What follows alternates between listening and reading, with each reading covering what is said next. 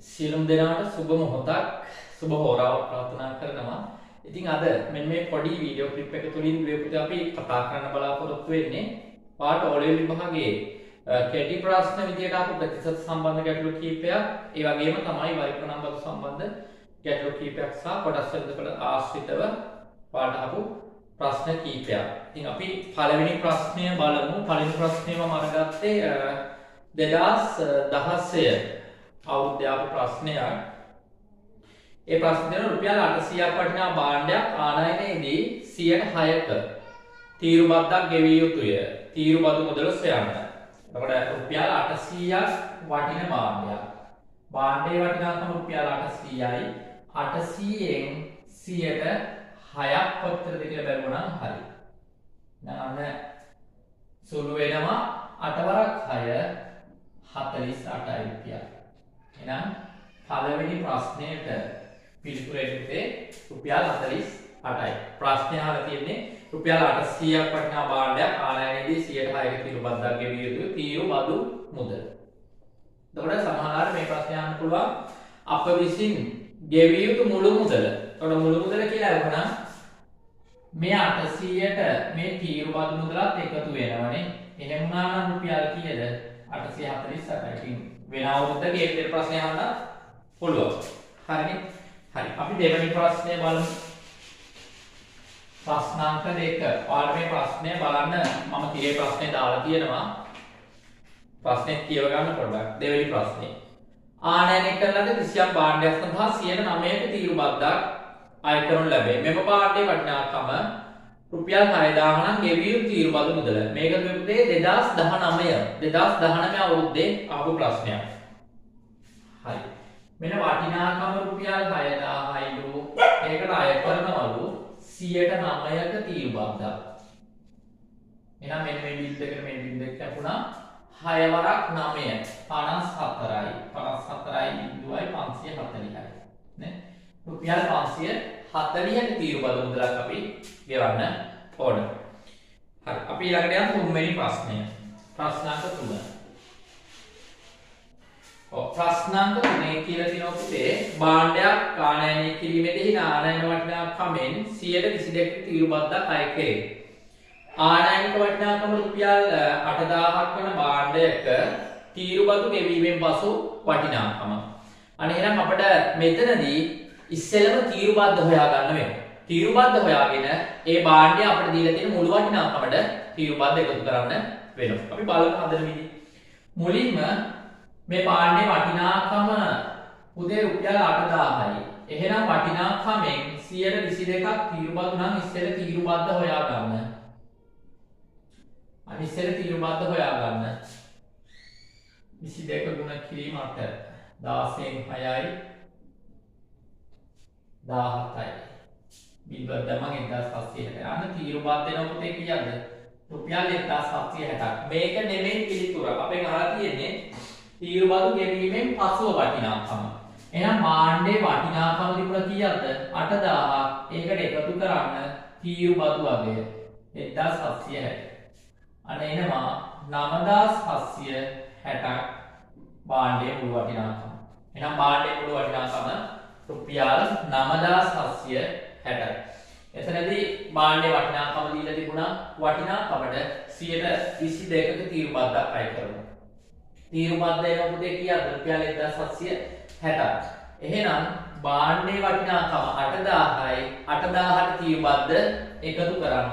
එකතු කළාම භාණ්ඩේ මුළු වටිනාකම එනවා 9760යි. ඒ අපි කතා කරන්නේ 2021 අවුරුද්දේ ඕනෙල් විභාගයේ ආපු ප්‍රශ්නේ. ඊළඟ ප්‍රශ්නෙට අපි යමු. ඊළඟට අපි කතා කරනවා 2018 අවුරුද්දේ. 18 අවුරුද්දේ කෙටි ප්‍රශ්න පත්‍රය ආපු ප්‍රශ්නයක්. ඒකේ දීලා තියෙනවා පුතේ වගුවක්. ඔයාලා බලන්න ප්‍රශ්නේ මම ඩිස්ප්ලේ එකේ දානවා. මෙම වගුවට අනුව රුපියල් ලක්ෂ 8ක ආදායමක් ලබන තැනැත්තෙකු ගෙවිය යුතු ආදායම් බද්ද සොයන්න. ඒකේ බලන්න ආලා පළමු රුපියල් ලක්ෂ 5න් ආදායම් බද්ද නිදහස්. ඊළඟ ලක්ෂ 5ට 104ක් අය කරනවා. ඊළඟ ලක්ෂ 5 ඉඳලා 108ක් දක්වා අය කරනවා නේ. එතකොට අපි බලමු ලක්ෂ 8ක ආදායමක් ලබන කෙනෙක්ගේ ලක්ෂ 8ක ආදායමක් ලබන කෙනෙක්ගේ පළවෙනි ලක්ෂ 5 බදු වලින් නිදහස් නේ බදු නිදහස්. ඒ කියන්නේ බදු අය කරන්නේ නැත. අන්න ඊළඟට වැඩිවන රුපියලේ ඉඳලා 104ක බද්දක් අය කරනවා. ඒ කියන්නේ උපරිමයේ ලක්ෂ 5ක් දක්වා ඊළඟට 104ක බද්දක් අය කරනවා. එහෙනම් ඊළඟට පුතේ මෙයාගේ ආයේ ලක්ෂ 3ක් තියෙනෝනේ. එහෙනම් ඔන්නේ ලක්ෂ 3ට අය කරනවා කීයද? 104ක්. එහෙනම් ඒක සුළු කළොත් අපිට එනවා කීයද? රුපියල් 12000.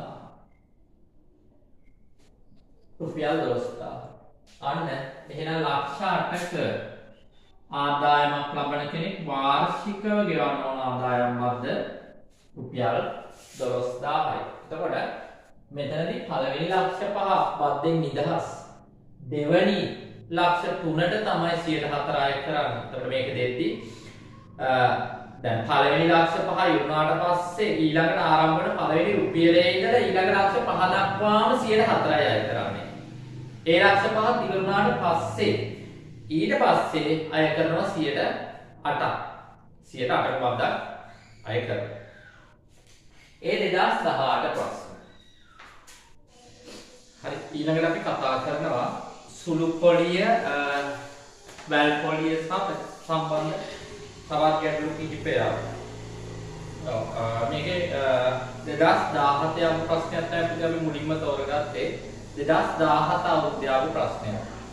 ඔව් එතන තියෙනවා ප්‍රශ්නයේ සුළු පොලියෙන් ඇවිල්ලා තියෙන පුද්ගලයෙක් රුපියල් 1000ක මුදලක් 108ක වාර්ෂික සුළු පොලිය අනුපාතයක් යටතේ තැන්පත් කරයි. වර්ෂයක් අවසානයේ මෙම මුදල සඳහා ඔහුට හිමිවන පොලිය නේ සුළු පොලිය. සුළු පොලිය අහලා තියෙන්නේ අපි.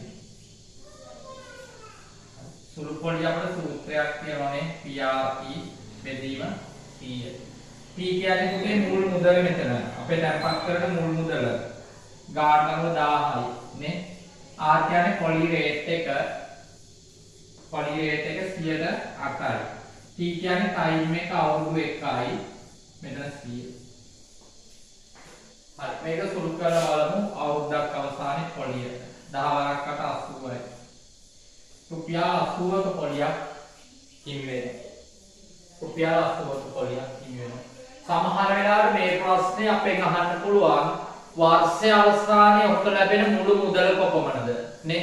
ඔහුට ලැබෙන මුළු මුදල. එතකොට වර්ෂයෙන් මෙයා තැන්පත් ඉවත් කරගත්තොත් පුතේ මෙයා තැන්පත් කරපු මුල් මුදල සහ පොලිය ලැබෙනවනේ. එහෙම වුණා නම් මුල් මුදල 1000යි. මුල් මුදලට එකතු වෙන්න ඕන පොලිය කීයද 80ක්. එහෙම වුණා නම් රුපියල් 1080ක් මෙයාට අවුරුදු අවසානයේදී ලැබෙනවා. මේ එහෙම අහලා නැහැ.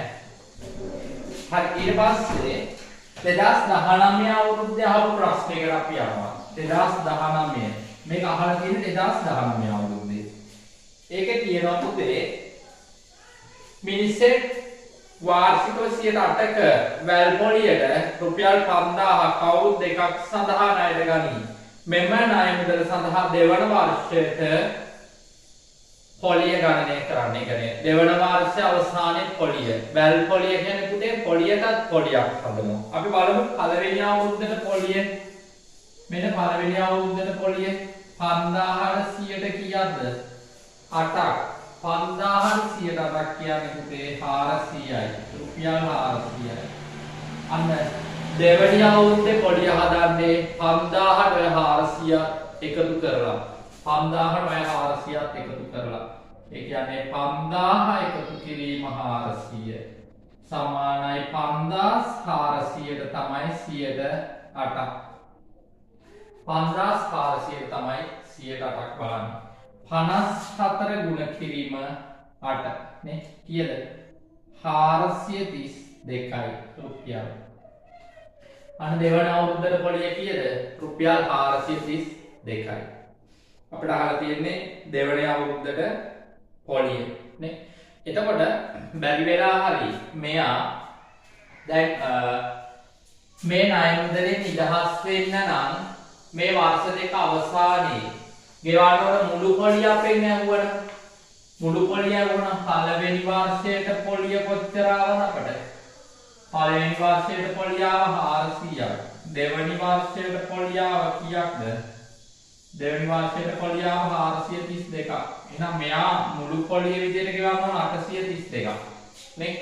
ඊට අමතරව මුල් මුදලත් එක්කම මෙයා ණයෙන් නිදහස් වෙන්න නම් ගෙවන්න කොච්චරද? 5832. 5832ක් ගෙවන්න ඕන පුතේ. හරි. ප්‍රශ්නේ එහෙම අහලා නෑ. ප්‍රශ්නේ අහලා තියෙන්නේ දෙවන වර්ෂයේ අවසානයේ පොලිය කොච්චරද කියලා. හැබැයි විභාගයට අහන්න පුළුවන් මේ විදිහට. එයා වර්ෂ දෙක අවසානයේ ණයෙන් නිදහස් වෙනව නම් ණයෙන් නිදහස් වෙන්න ගෙවන්න ඕන මුළු මුදල කොච්චරද කියලා. එහෙම වුණොත් මෙන්න මේක තමයි උත්තරේ. එයා මුලින් ණයට ගත්ත මුදලට වර්ෂ දෙකේ මුළු පොලියත් එකතු වෙනවනේ. එතකොට මුලින් ණයට ගත්ත මුදලයි වර්ෂ දෙකේ මුළු පොලියයි කියන කොටස් දෙකම යා ගෙවන්න ඕන ණය නිදහස් වෙද්දී. හරි. ඊට පස්සේ අපි බලමු තව ප්‍රශ්නයක් තියෙනවා මේක 2021 අවුරුද්දේ ප්‍රශ්නයක්. 2021 අවුරුද්දේ ප්‍රශ්නයක්. ඒක තියෙනවා රුපියල් 6000ක මුදලක් 100%ක වැල් පොලියකට අවුරුදු දෙකක් සඳහා බැංකුවක තැන්පත් කරන මිනිසෙකුට පළමු අවුරුද්ද සඳහා රුපියල් 300ක පොලියක් ලැබේ. දෙවැනි අවුරුද්ද සඳහා ඔහුට ලැබෙන පොලිය සොයන්න. පළවෙනි අවුරුද්දට 300ක් ලැබෙනවලු. අපි බලමු. 6000ක් තැන්පත් කළොත් 6000ට 100%යි නම් පළවෙනි අවුරුද්දට හම් වෙනවා කොහොමද කීයක්ද? රුපියල් 300ක්. දෙවැනි අවුරුද්දට මට පොලිය හැදෙන්නේ කොහොමද? මේ 6000ට මේ 300ත් එකතු වෙනවා පුතේ. හරිද? එතකොට 6300ක තමයි දෙවෙනි අවුරුද්දේ 100%ක් පොලිය හැදෙන්නේ. හරි. එතකොට සුළු කළොත් අපිට එනවා කීයක්ද? දෙවෙනි අවුරුද්දට එනවා රුපියල් 315ක්. දෙවෙනි අවුරුද්දට එනවා රුපියල් 315ක්. අපෙන් අහලා තියෙන්නේ අවුරුද්ද සඳහා උට දෙවෙනි අවුරුද්ද සඳහා උට ලැබෙන පොලිය කොපමණද කියලා. දෙවෙනි අවුරුද්දට 315යි. මේකෙත් පුතේ අර වගේ අහන්න පුළුවන්. මෙයා අවුරුදු දෙක අවසානයේ මෙයාගේ තැන්පතුව ඉවත් කරගන්නව නම් වර්ෂ දෙක අවසානයේ මෙයාට ලැබෙන මුළු මුදල කොපමණදනේ? ඒතර මුළු මුදල හැදෙන්නේ පුතේ පළවෙනි අවුරුද්දේ පොලියයි දෙවෙනි අවුරුද්දේ පොලියයි දෙකේම එකතුවට මෙයා තැන්පත් කරපු මුළු මුදලත් එකතු වුණාම. එතකොට මේකට අනුව නම් කොහොමද වෙන්නේ? මෙයා තැන්පත් කරනවා 6000ක් වර්ෂ දෙකේ පොලිය තියෙනවා පළවෙනි අවුරුද්දේ 300යි දෙවෙනි අවුරුද්දේ 315යි නේ. එතකොට එහෙනම් මුළු එකතු වෙනවා 6615ක් රුපියල් නේ. රුපියල් 6615ක්. හරි. එතකොට අපි සුළු පොලිය ප්‍රතිශත සම්බන්ධයෙන් ආපු බොහොම සරල ලේසි ගැටලු කිහිපයක් කතා කරලා මේක ඕලේ විභාගයේ ආපු ගැටලු කිහිපයක්. අපි බලමු ඉස්සරහට මෙන්න වගේ ප්‍රශ්න කිහිපයකින් හම්බෙන්න. සියලු දෙනාටම සුබ මොහොතක් ප්‍රාර්ථනා කරනවා.